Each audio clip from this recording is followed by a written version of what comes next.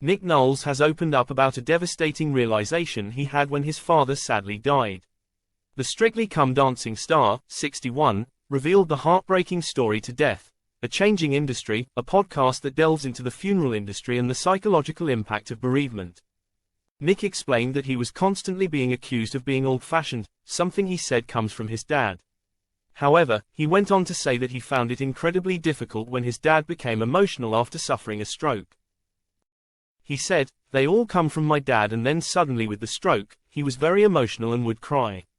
And I found that incredibly difficult, so I didn't visit him when he was in the care home as much as I should have done in the last year of his life. And then he passed away, and I had this moment of realization that I'd let him down at the most difficult time in his life by not being able to handle it.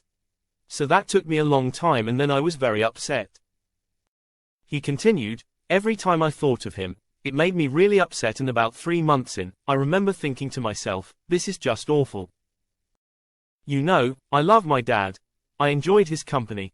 We had great times together, and every time I think of him, it makes me sad. I've got to switch this around because I want to think of him and smile."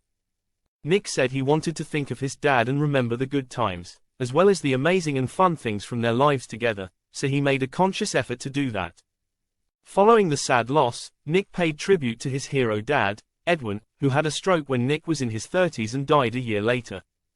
He also revealed that he felt awful about the fact I hadn't done enough. Nick explained that he'd decided to take on the difficult areas of illness and disability and had tried to represent people. He also said if he'd been on a crusade, it was because he was attempting to make up for things he felt he didn't do to help his dad.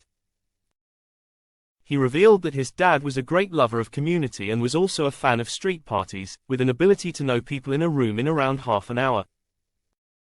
Nick went on to say that Edwin told him he could do anything he sets his mind to, so he opted to live a life less ordinary, which ultimately worked out.